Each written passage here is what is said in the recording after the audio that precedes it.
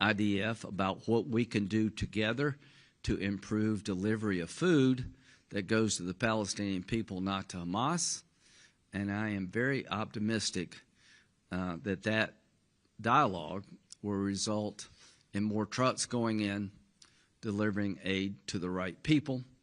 And I want to congratulate both parties for sitting down and having a very productive discussion.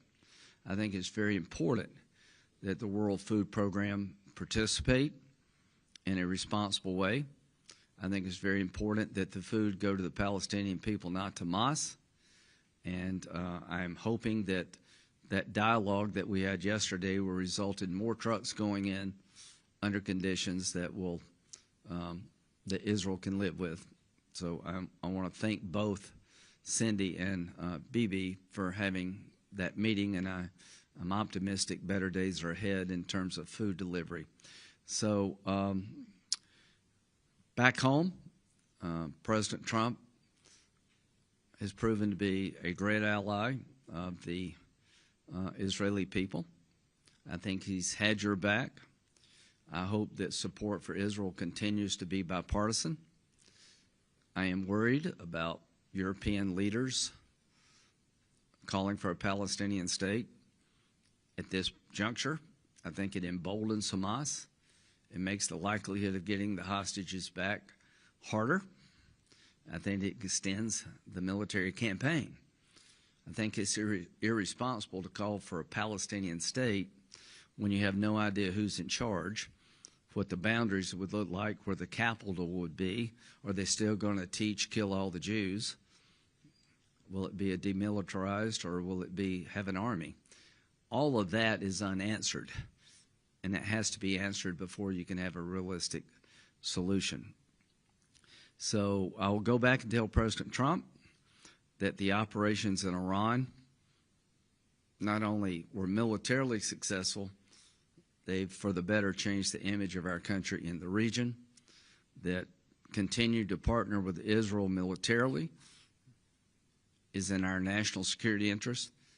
Your success is our success, and we will see where all this goes.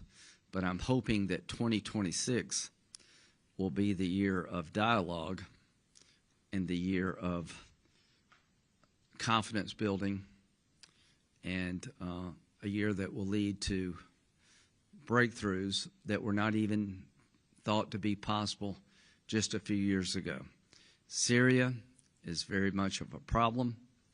The United States has a policy of one Syria with a federalist types of system. I support that policy, but Syria has much to prove to me in the region before that can happen.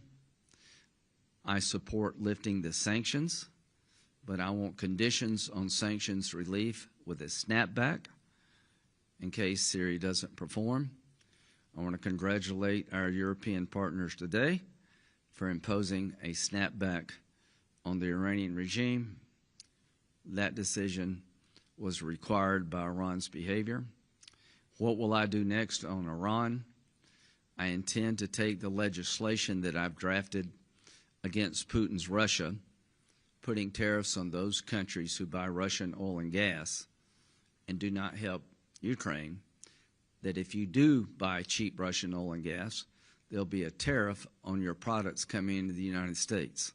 President Trump put a 50% tariff on India a couple of days ago.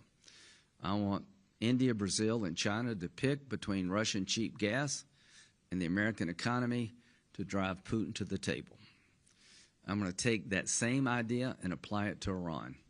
Next year, I hope to have legislation, if not before next year, that would put a tariff on any country that buys Iranian oil and gas.